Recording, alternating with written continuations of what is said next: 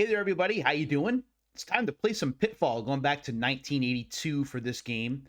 And yeah, we are going to take a trip from right to left, which is the opposite of what you would usually see in a game like this.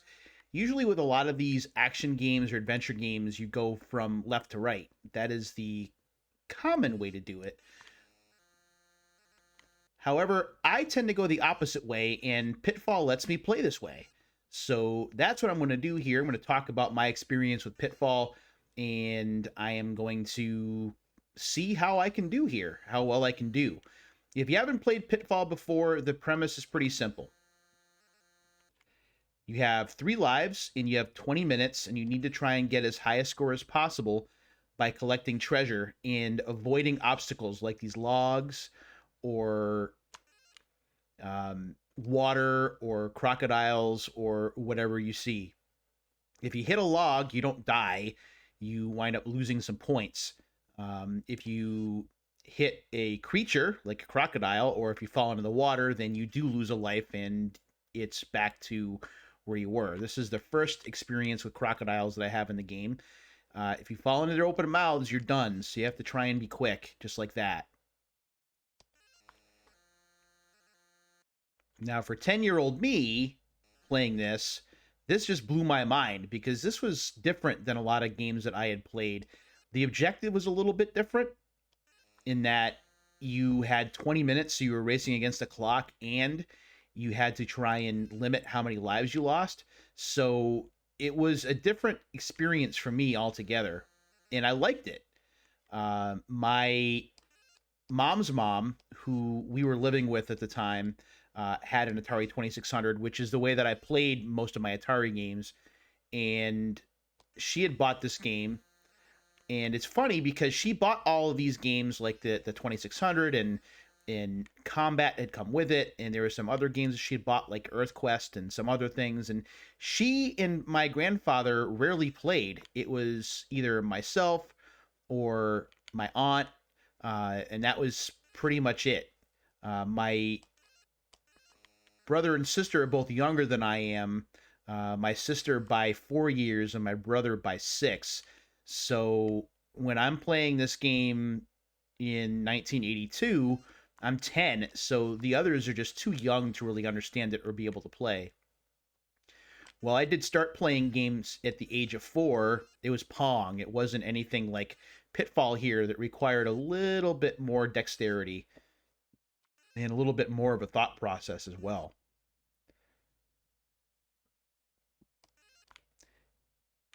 Now, I love playing Activision Atari games because Activision, for a third-party company, and they were one of the first, really, because before Activision made it big, a lot of Atari's games were developed in-house, first-party. So Atari had this this cast of talent, and when Activision was founded, they had some programmers who were and designers who were familiar with the Atari 2600. They were able to do some pretty cool things, and this is just one of those things.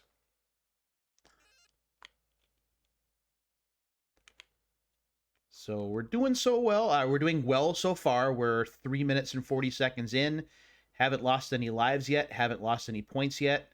I have picked up a couple of treasures, so I'm up to 9,000 points from 2,000.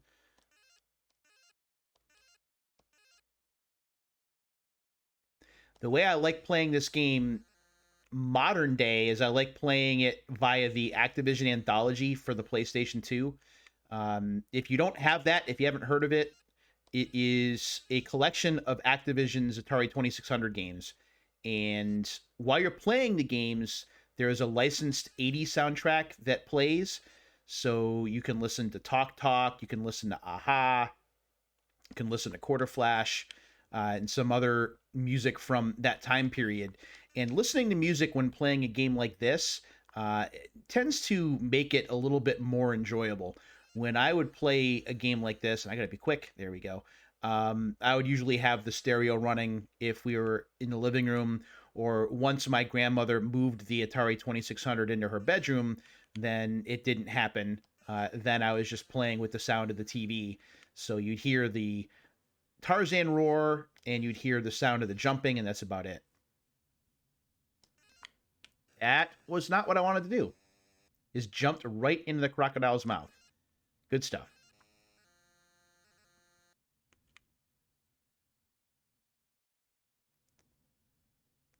The animation for Pitfall Harry is just so smooth, isn't it?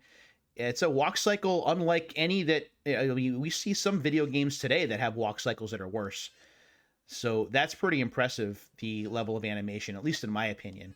And considering the level of technology and uh, the hardware capability, I think that's really impressive.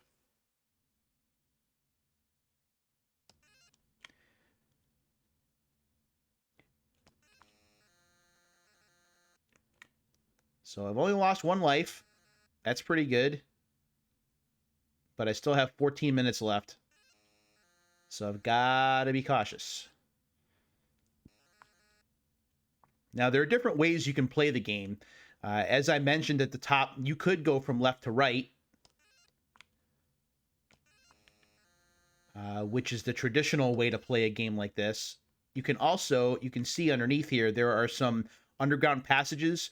Now, those are a bit riskier because you've got those scorpions down there, which are bad news.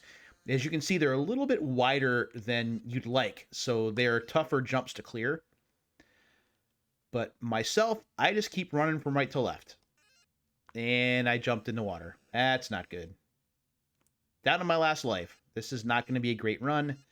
That's okay. We'll play again.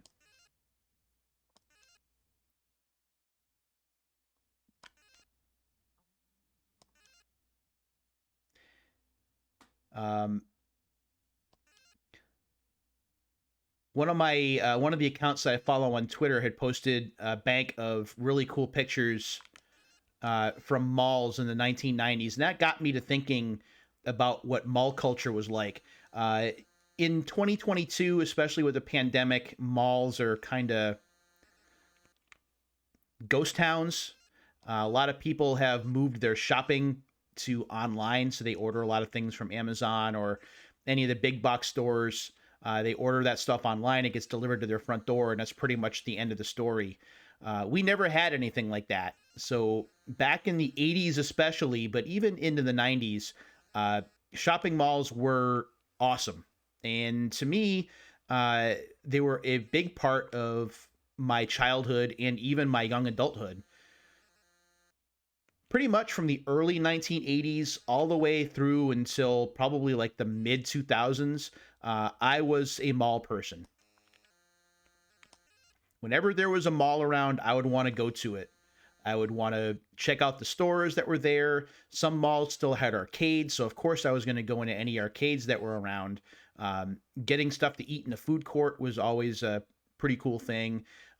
My typical day going to the mall, especially as an adult, would be going to the arcade for a bit, and then I would go and do some window shopping and some browsing at some video game stores and some other places.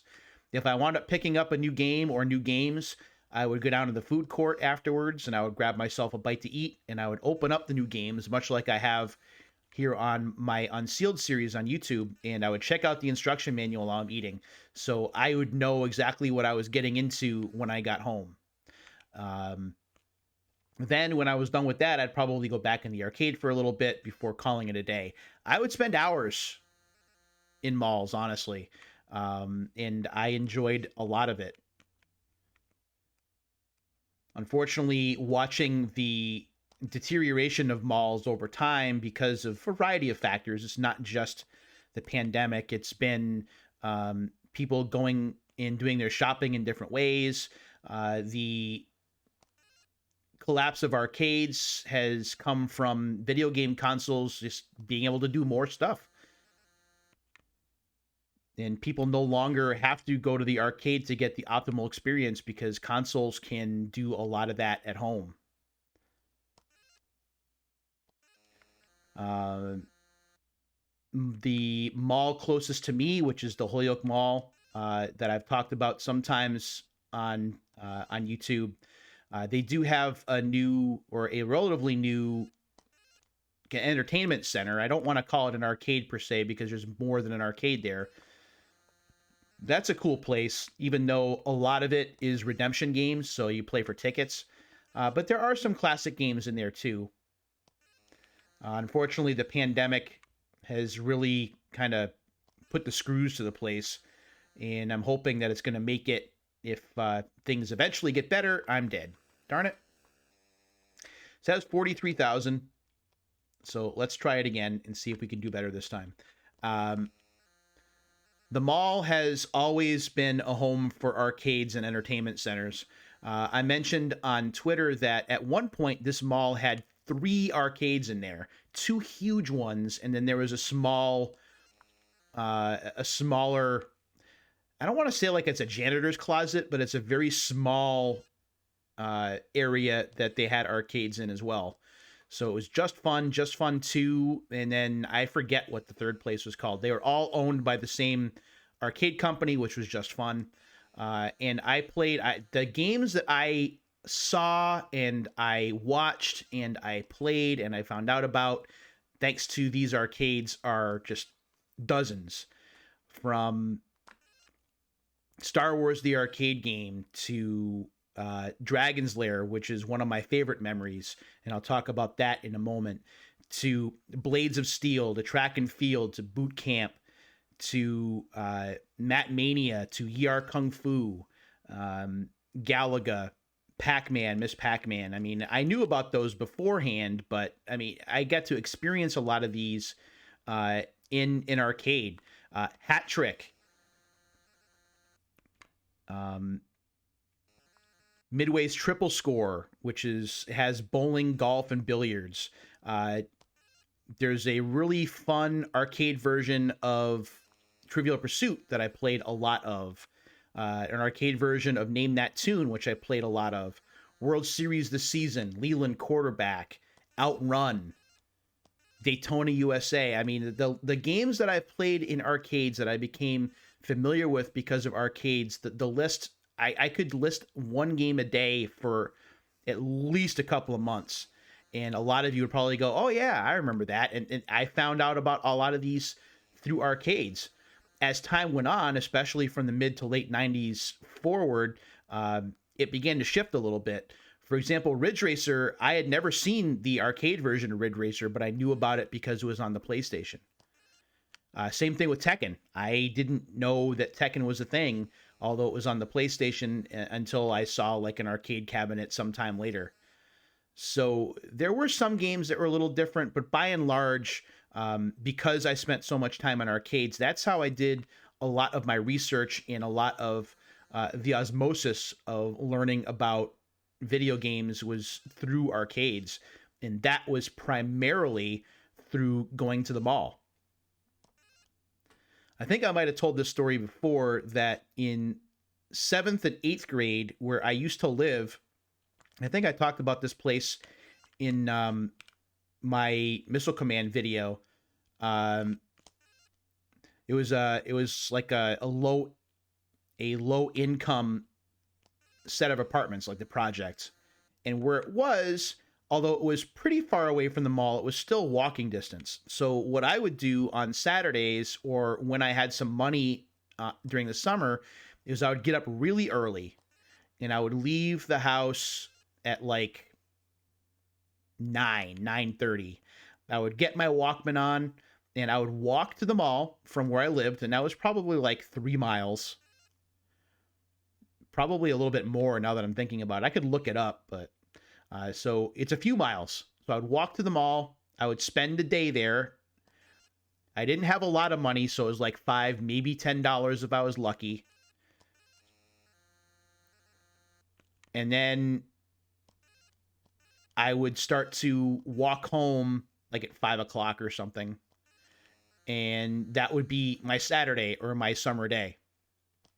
And going to the mall then, now that I was in 7th grade, so that's like 84, 85, and then 85 into 86.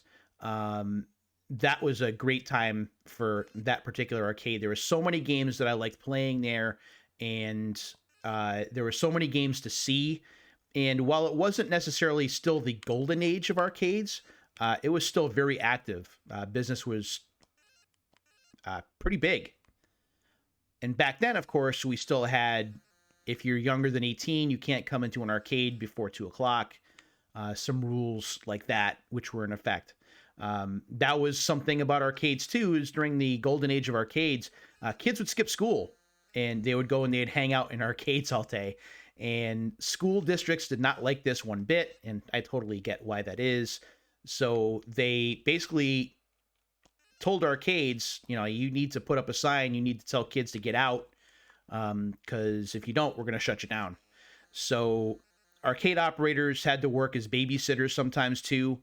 Checking IDs did happen. That happened to me a couple of times after I turned 18. But that's just kind of the way it was. Arcades were, especially for video game fans and nerds like me, that's where you wanted to hang out. That's where you wanted to be. You'd be surrounded by all of these video game monitors. You'd be surrounded by, whoops, that's not good. By all of these attract sounds. So you'd hear like this cacophony of sound effects, and they're all made up, or they're all taken from games you knew. You could identify them one by one. And perhaps the best part of arcades at that time was just walking around and seeing what there was. You never knew sometimes whether there was a new game. Arcades tried to put signage up over the game marquee, like new game or brand new or check it out or whatever it was, for you to be able to see what it was. And they would often put those close to the entrance of an arcade. So it would be one of the first things you see. With Dragon's Lair, one of the things that stands out about that machine was there was a second monitor on the top of the cabinet so that people could watch you play from a distance. They didn't have to crowd you while you were playing. So when I beat Dragon's Lair for the first time, a lot of people were watching on the monitor above me. So when I did beat the game and I went through the ending sequence with Princess Daphne, it was really cool. I knew that there was a crowd of people watching me. I was 12 or 13. I'm pretty sure I was 13 at the time. And I guess that's really one of the first times that I realized that crowds didn't bother me too much. There were other times that I'd realized it too. I had been in like school plays and choirs and things, and public performance never really bothered me like it bothers some people, and I'm fortunate for that. And I wound up parlaying that into a career for 10 years when I went working in the karaoke business, where singing in front of a group of people and performing and trying to be funny and being outgoing was something that I could do. Something that's interesting about me, like an interesting fact about me, is I'm good with crowds, and I'm certainly good by myself, like as what I prefer. But if it's like a one-to-one, if I'm just talking to someone like person to person, I get nervous. I get awkward, and there's a little bit of that social anxiety that goes into it. So that's strange, but it's the truth. One-to-one interactions, not really my strong suit.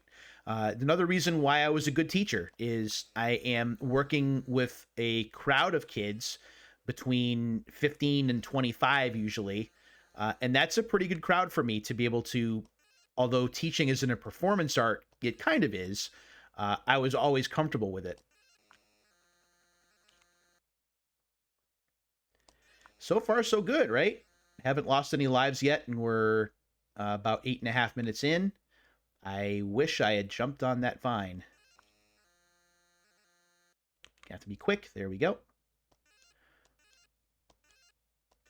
So Dragon's Lair was definitely an exciting game for me.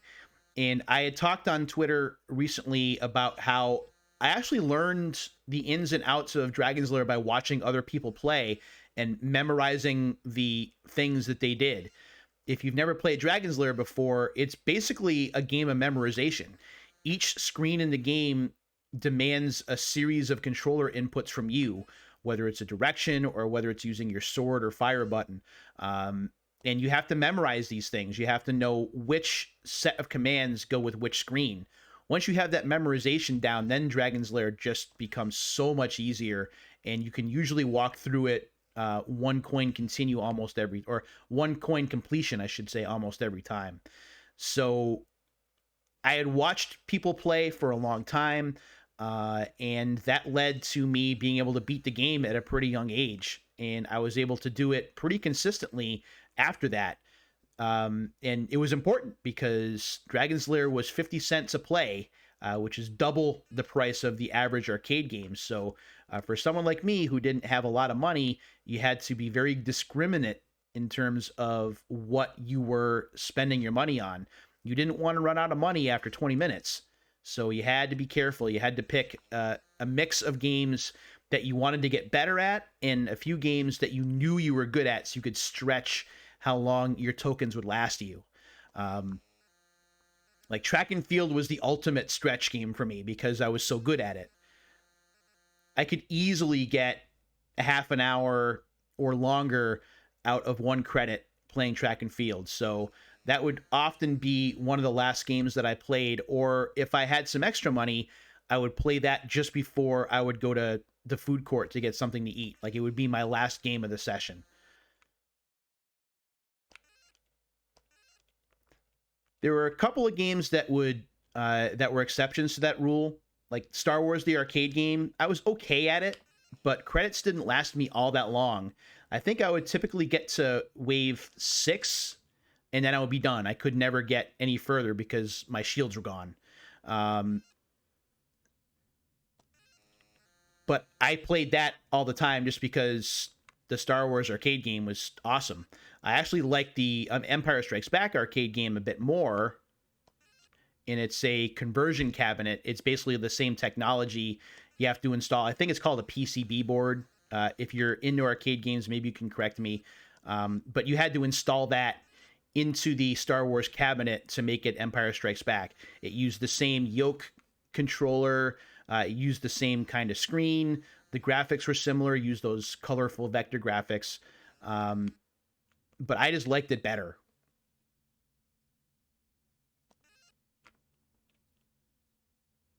So far, so good. We got, 8 minutes to go. No points gone, no lives lost.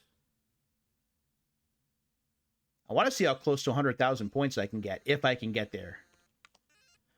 The trick with Pitfall is there is a perfect score somewhere. I forget what that score is. I'd have to look it up. That was not what I wanted to do.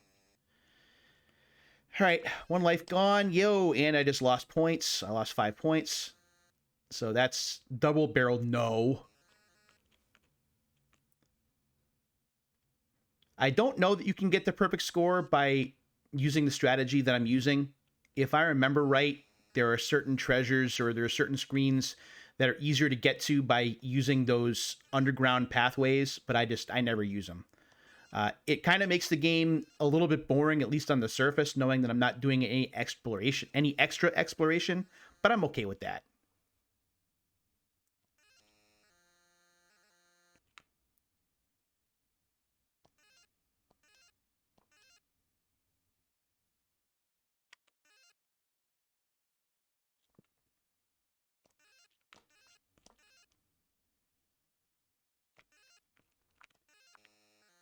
All right. Moving right along here. We're expecting snow here. As a matter of fact, I think it's already started snowing outside. A lot of school districts around here, including the one in the town that I live in, which also is the same one that I used to work in, canceled school for tomorrow. So I'm happy for the kids. I'm happy for the staff. They're going to get a day off to kind of extend their weekend a little bit. And with things being so crazy with, flying around, it's nice to have that 3-day weekend. And if people are sick, give them an extra day to help feel better, hopefully. And for those that aren't, just kind of give them a reprieve from being nervous about getting infected. So there are a lot of people that are not happy about the snow day. It's funny. I'm not the biggest proponent of Facebook. I've really been on Facebook mostly because of family or because I have coworkers on there that use it. But I'm not really a fan because all Facebook is, first of all, it's for old people. Let's call a spade a spade. It's for old people to air their grievances. It's basically like Festivus, but 365 days a year for old people, where they do nothing but air their grievances, and they get angry and they insult each other and they insult other people, and it's bad. And the thing that really irritated me today is when school districts were calling snow days before the snow had even started, we got all the boomer stories from people that aren't even boomers, mind you.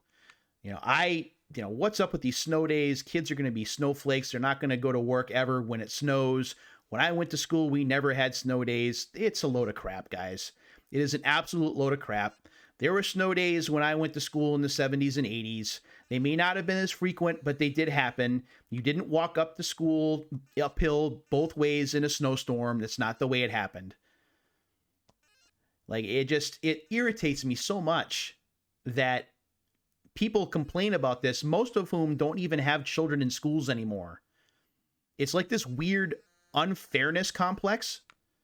It's like, well, I didn't have a lot of snow days when I was a kid, so these kids better not have any snow days either. It's like, who cares? You've been out of school for like 3 centuries. Stop getting angry about it. It makes no sense. Leave the kids alone. I might be a bit biased because I used to teach, and I think that these kids are some of the best people on the planet, and I think that they're misunderstood and they deserve a little bit more understanding. But come on, it's snow days. And we're in the middle of a pandemic. A day off here and there is not going to hurt anybody. Let's also not forget here in Western Mass and in Connecticut, we just had a minor ice event that sent people like skidding and careening off the road, and they still had school on that day. And parents are all beside themselves. Why didn't they cancel school? Why didn't they delay? Why didn't they this? Why didn't they that? And now that the school district wants to cancel because it's actually going to snow, they're flipping out about that too. So you can't make anyone happy. It's dumb. D-U-M-B, dumb.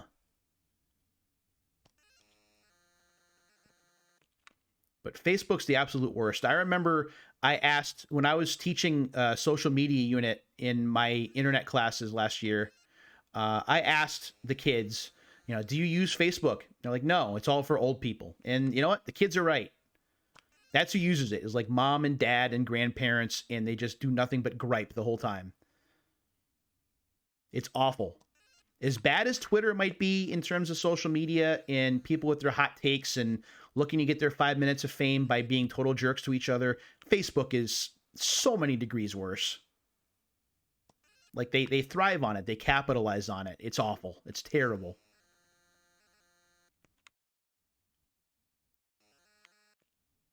If it wasn't for the fact that I knew coworkers and I have some family members on there and some friends of mine who I met through karaoke years ago and some other things, like, I wouldn't be on there. I wouldn't be wasting my time at all. It's gross. Believe it or not, the social media network I have the most fun with is TikTok. Crazy as that sounds. Here I am, turning 50 in April. I am probably way too old to be using that as my dominant social media platform, but you know what? Having a good time with it. When I uploaded my Missile Command video last night, I was waiting for the video to process, so I was kind of surfing around some of my analytics. My videos here on this channel, I have 275. This will be a number 276 when I upload it later. And I've had this channel up since September of 2010, so it's a long time. It's 11 plus years, right? That was dumb. I have had about 40, it's less than 50,000 views. Okay, that's it's over 11 plus years. I think that's pretty good. In the last month on TikTok, no kidding, the last month on TikTok, I have 65,000 views. I mean, it's fun there. It's fun because talking about retro games is kind of a unique thing. A lot of people use TikTok for a lot of different things, but those of us that talk about retro games there, we have a good time. Good time sharing our memories. A lot of people post gameplay footage on there, or they talk about going game hunting. Just a lot of cool stuff. I've met some great people there, and I have a good time. I'm still more of a Twitter person because I'm more written than video. Like it's easier for me to type and send off some posts than it is for me to always be making videos because it takes so long, and because I don't have the proper gear for my cell phone to shoot videos the way that TikTok wants them shot. Um, so I do struggle sometimes with it, and I'm almost done here. But as problematic as TikTok may be for some people, I've had an absolute blast. So we got what, 87,984. We'll go through one more time. Why not? Let's go. See if we can do better. See if we can tighten up our time. Now, don't get me wrong. Just because my view count on YouTube is not great and hasn't been great doesn't mean I'm going to stop making videos for good. Doesn't mean I'm going to just all of a sudden lock up the channel and walk away. That doesn't mean that at all. I don't know how to do short-term or short-form videos the whole time. I'm a talker. You know that if you've watched my stuff, which is why 100% of my videos, no one's watched any one video all the way through, because a lot of them are me recalling my memories and talking about the way that things used to be, and no one really wants to stick around for 20, 30, 40, 50 minutes worth of that. So I do a lot of YouTube just because I want to do it. I'm not doing it to get YouTube famous. I'm not doing it to get paid for it, which a lot of the kids that I taught last year kind of surprised them, took them off guard. I do it for me. I do it because it's fun for me. But at the same time, I have my limits. Like when I walked away from YouTube for a little bit over the fall because I was having issues with work and I didn't have a lot of creative motivation, like I wasn't worried about that. I really wasn't at all. It's not a job. It's not something that I'm getting paid for. It's not something that I'm relying on to put food on the table. It is a fun hobby for me to do. While I've had this downtime in between jobs, it's been fun doing a new video every night. And I'm going to continue to do that as long as I have a voice and as long as I stay healthy and as long as I have the free time to do it, because I enjoy doing it for myself. If I really cared about analytics and I really cared about massive subscriber counts and making sure that my videos were getting 10,000 views or whatever it was, then I probably would have stopped a long time ago. I recognized a long time ago that I wasn't going to be very popular on this medium just because of the approach that I take. I've always been very budget savvy, I guess is the way to put it. The video cameras that I'm using, I just got in the past year. And that is after 9 years of using webcams on laptops and on my iPad and not having specific microphones. I somehow made it work. I did for the first time last year sink some money into some equipment, but it's because I wanted to, because I thought it was time, especially because I have the MacBook, although I really don't use it that much for video making. I probably should, but I don't. And I'm good with that. When YouTube doesn't become fun, when I don't have fun doing it anymore, that's when I'll just stop, whether it's for a period of time or whether it's permanent. I won't take the stuff down. I won't shut the channel down. I won't take all the videos down. I want it to be, as long as YouTube leaves it up there, I want it to be a lasting memory of all the things that I did, basically like the last 11 years of my life. It's basically like 10% of my life on this planet has been spent somehow, that was dumb, spent somewhat on YouTube doing videos of some sort. It's been a long road where I've had some ideas and the ideas have fallen by the wayside. I've angered a lot of people because I've tried projects and they've fallen through, and I've accepted that. I still have people that are upset that Retro Unscripted didn't work out. I have people who are curious as to what happened with the Retro Referee idea. or when I finally just killed off consolation altogether because I wanted a brand new start. Um, Projects for me are hard because unless it's something that I'm like making money at, like if I lose my motivation, if things happen, if there are crises that happen, if there are issues with my mental health where I just feel overwhelmed, if there's like realistic stuff that's going on, like air conditioners on all summer long where there's a lot of issues with sound, or if I'm sick, or there was one summer that I was dealing with some gastrointestinal stuff that was pretty bad. Um, that stuff happens. And the reaction from taking time off when I was seriously trying to get projects off the ground was awful. And I wasn't even doing it for money. And the reactions that I would get, are you coming back? Where are your videos? What's going on? And a lot of content creators go through the same thing, and they're getting paid for it. So they're kind of putting themselves in the line of fire by doing so. For myself, because it's fun, because it's a hobby, it took until I started doing Unsealed stuff to realize that I could just do things on my own schedule and not to worry about when stuff gets done or how often it gets done, or make myself do things in a certain time frame. When I just kind of let myself do things when I felt like doing them, there was more intrinsic value. I felt more driven internally than I did when I was thinking to myself, I have to get a video up this week. I have to write a blog post this week.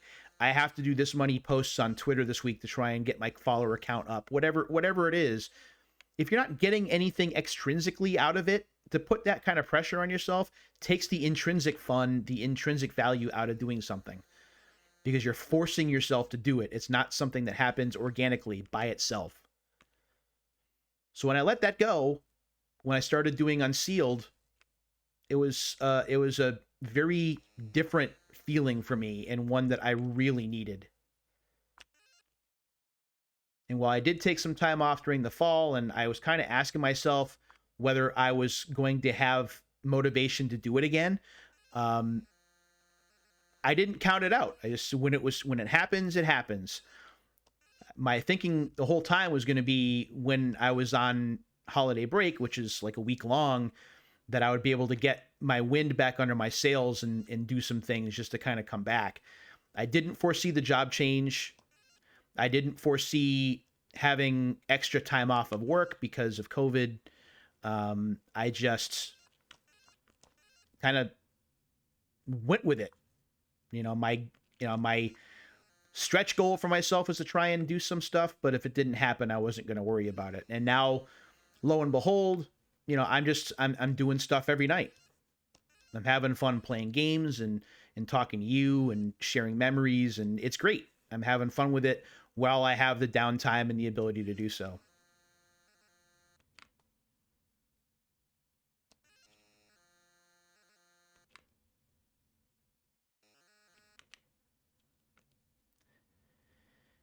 Atari 2600 games are perfect for videos like this because I can talk to you guys without feeling a bunch of pressure. When I'm playing NES games or Super Nintendo games or Genesis games, because there's such a pace to them, like my mind doesn't always split between talking to you and playing the game. Sometimes I have to focus on one thing over the other. Playing Pitfall here, for example, is the ultimate, because I can play the game and I can do this conversation with you where I can talk about various topics. I don't feel stressed out. I don't feel like I am that's bad. I'm not doing the game a service. No, that's bad. As I screw up big time.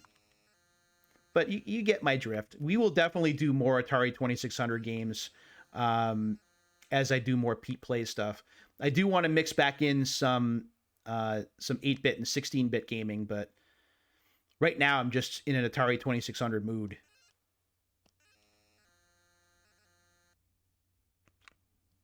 For the longest time, from 1979, I'm guessing is right around there, through 1984, the only home video gaming that I was doing, whether it was at my mom's house or whether it was at friends' houses was the Atari 2600. It was either that or I was going to the arcade or to a place that had video games in it. There wasn't another video game console that I had. That was terrible. Let's try this one more time. And I didn't know any friends that had ColecoVision or Intellivision, so Atari was it.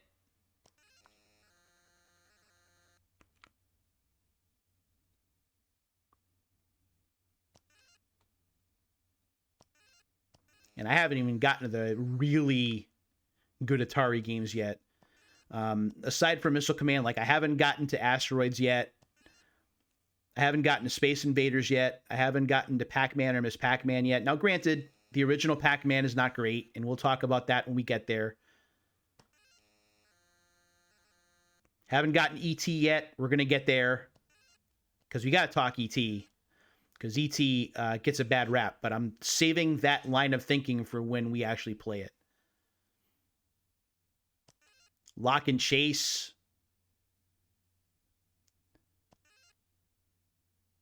I want to go back to playing Mega Mania at some point. There is a Mega Mania video in this very same Pete Plays playlist, but I'd like to go back to it and revisit it. River Raid. We haven't done River Raid yet. We haven't done Sequest yet. So there's a lot of games to play, and it's just making the time to play them.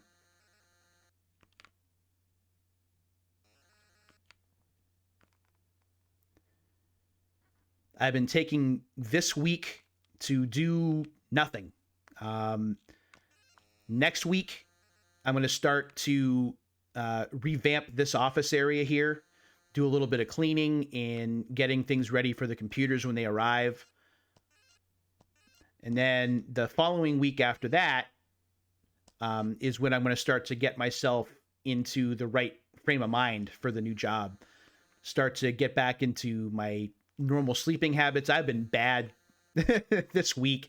I'm going to bed at like 3, 4, 5 in the morning this week. It's very much like summertime because I'm not working during the day, so I'm not tired during the day. So I have a bunch of energy at night because I'm nocturnal. I'm basically like a big night owl. So I got to get back into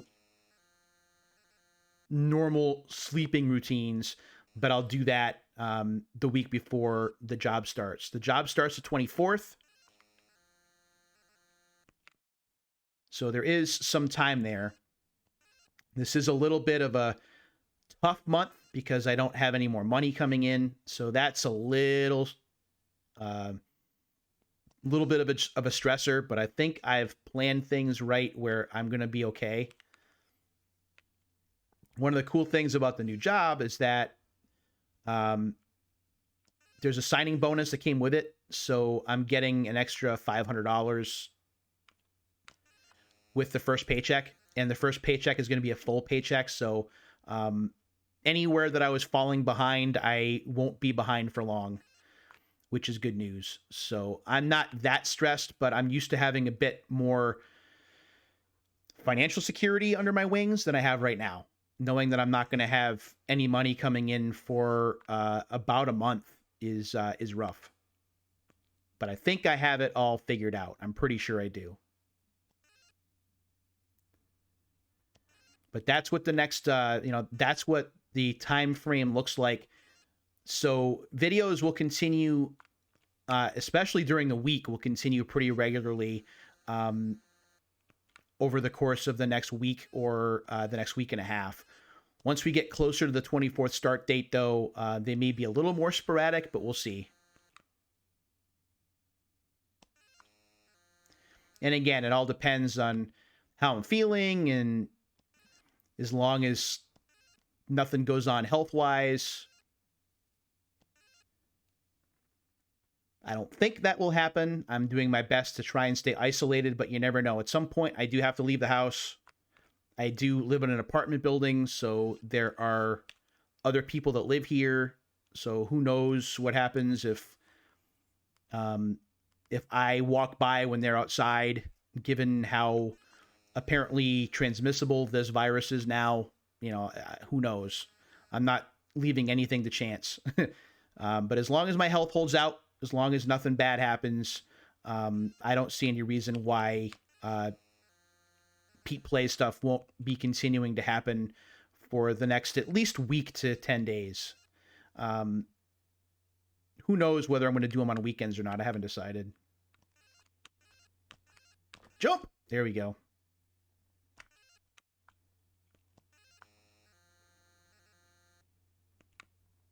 What else is there to talk about here? I have started to look on eBay again, which is not a good sign. I left eBay behind like weeks ago. There was one last big purchase that I did on eBay before I decided I was going to shut things down. That's when I picked up the copy of Super Puzzle Fighter 2 Turbo, which was not overly expensive, but it was expensive enough where I thought that was going to be a good way to go out. And I hadn't been back since. But over the break, because I've had some extra time, I started looking. I happened across one listing for a bunch of Madden games that were in good shape and they're complete. And it also comes with a sealed copy of NFL 2K5. And I think I've mentioned I really want an opportunity to open that again and to get the recording right. So I've been watching it. I've been hoping to maybe hear back from the seller about a special offer, maybe dropping the price a little bit, but it hasn't happened. So I'm kind of sticking to my guns. I'm holding off and I'm seeing what happens. But I saw some other things today. Ooh, that was close. I saw a sealed copy of NCAA Game Breaker 98, which is going to be turning 25 this year. Haven't talked a lot about college football games, but I have a couple of them that I am going to talk about. One of them being sealed. I have a sealed copy of NCAA College Football 2K3 for the Dreamcast, for the GameCube that I'm going to open. Whether it's on camera or just for myself, I haven't decided yet. But the 2003 sports year, which is 2002 in real calendar terms, was the only year that Sega Sports supported the GameCube. Didn't happen anymore after that because the primary development for sports games shifted over to the Xbox, and they decided that it would be a good time to just kind of leave the GameCube behind. So all the sports games after the 2003 sports year, the 2K3 sports year, wound up being solely an EA thing. We saw Madden keep going. We saw NCAA football keep going. NHL keep going. I think NCAA March Madness might be one that didn't happen, but all the big ones were there. But I have Madden 2003, NFL 2K3, and NCAA College Football 2K3, all sealed for the GameCube still. And when the football season starts again, that was not smart, Pete. Don't do that. When the college football season starts again, come this summertime, I'm hoping to do an unsealing for those, but we'll see what happens.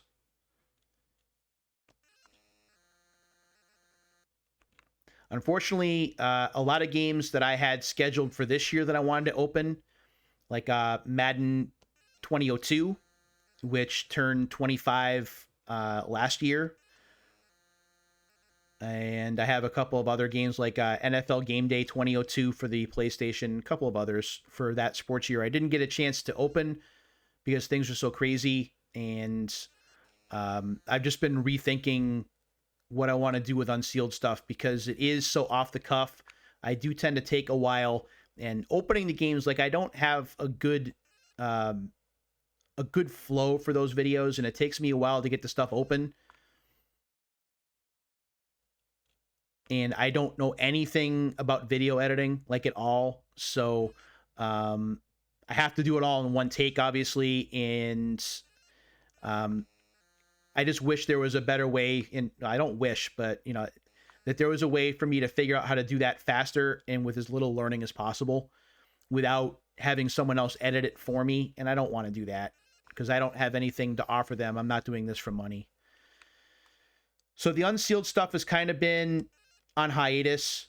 I really do want to bring it back just because I have so much stuff that I think would be cool to open on camera. And I just have to get myself in the right headspace to do it.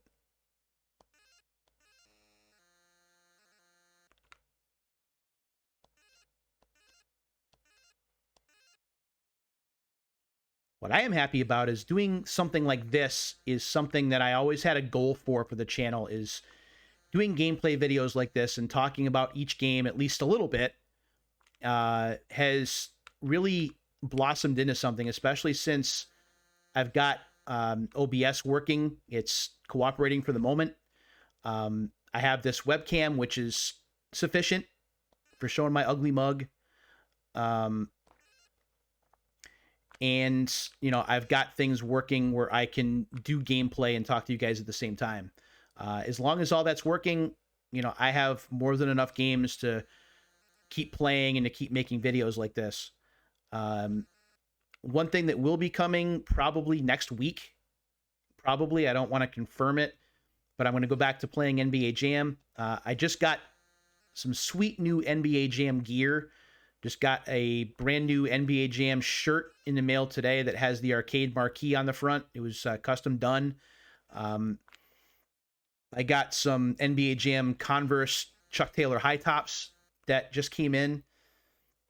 So that's got me chomping at the bit to get back to Jam. So I want to do that relatively soon. That's something that I want to do on the 16-bit end.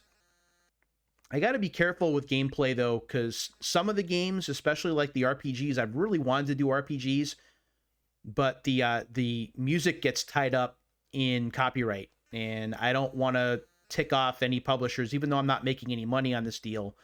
You know, I want to do right by the letter of the law. So if they don't like the music being broadcast, which I get it, because you can buy those soundtracks for all those Squaresoft games, I'm going to play by the rules.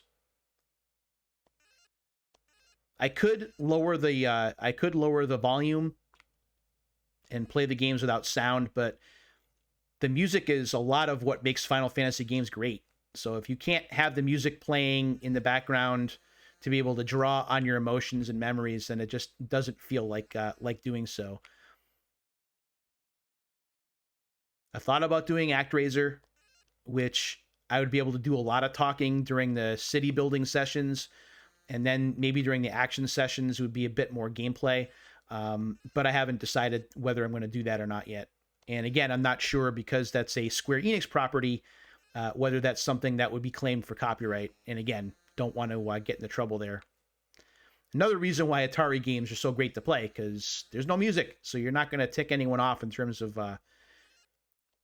copyright law.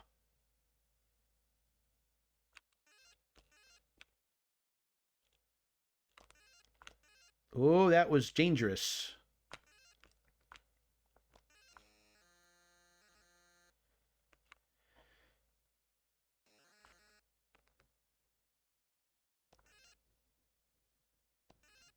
Can I get across? Yes. There we go.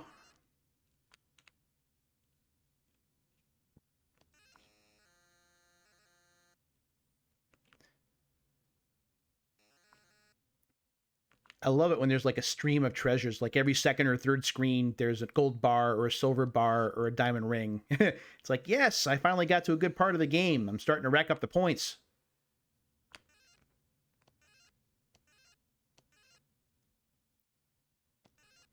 Points seem like an antiquated notion. And I think I've talked about this in past videos, but it's just something that's on my brain. Points were the whole reason that we played these games back in the day. It was all you against the game. How many points could you score? Could you beat your highest scores, or your scores, or the highest scores that your friends would set? And that's what games are all about. They weren't meant to be played for hours at a time. They weren't meant to have an ending. It was just you against the game with a quantifiable result being the score, right? You wanted to get as many points as possible. And that appeals to me even more so because that's how arcade games were for the longest time. Galaga didn't have an ending. Galaxian didn't have an ending. Gorf didn't have an ending. Wizard of War didn't have an ending. There were some games that didn't rely on score, but those were the outliers. Dragon's Lair had a score per se, but nobody cared about the score because it was all about seeing every screen in the game and eventually seeing the ending. But Pitfall here, it's score. It's score, and it's getting a score in as fast or as efficiently a fashion as possible before you run out of lives and you run out of time. For me, the efficiency is just going from right to left. Part of that is because if you do lose a life, you wind up to the left of the obstacle that hurt you. So it just makes sense. Like if I was to fall in that lake, I would show up on the other side of the lake. I wouldn't have to worry about crossing it again. So it's efficient, but I don't know that you can get everything. Like here we are with about 4 minutes and change left, and I'm only at 67,000 points. I'm not sure how much higher I can go. There are ways you can improve that score. Your timing can be better for certain obstacles, especially for vines. You can save a second by not jumping on certain things. Wow, I should have been dead. Like here, because I have to wait for the vine to come all the way back, I lose precious time.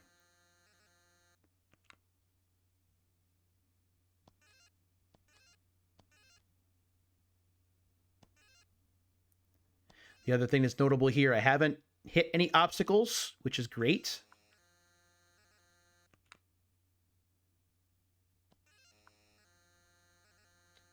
But I've been on a bit... There's finally some treasure, but I had been on a bit of a dry spell for treasures, so that wasn't good. The other thing that helps too is just not dying, because when you die, you aren't losing 1 or 2 seconds while your character sinks into the pit or sinks into the alligator's mouth or what have you. But by not dying, you can serve time. I probably could have kept running there, but I might have died. Like, that's 2 seconds waiting for that to come across.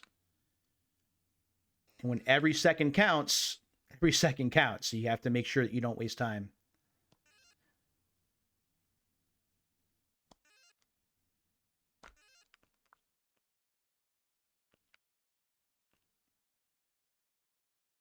This will definitely be my best effort of the session. We're going to wind up going over the hour mark, I think. So to those of you who have stuck around this long, I appreciate you. 83,000. I don't think I'm going to get to the 100 grand, though. Got 2 minutes. We'll see. Yo, there we go.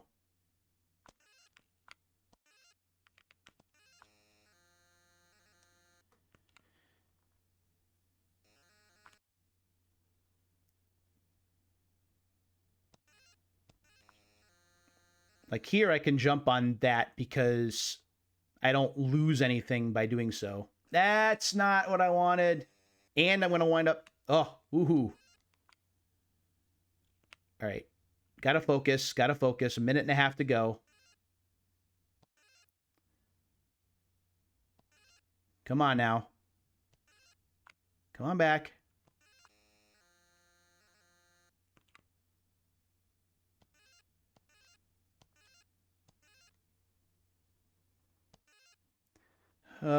Treasure. I need treasure.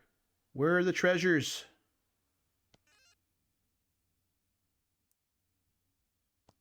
These aren't treasures. These are crocodiles. No, nobody wants that. Less than a minute.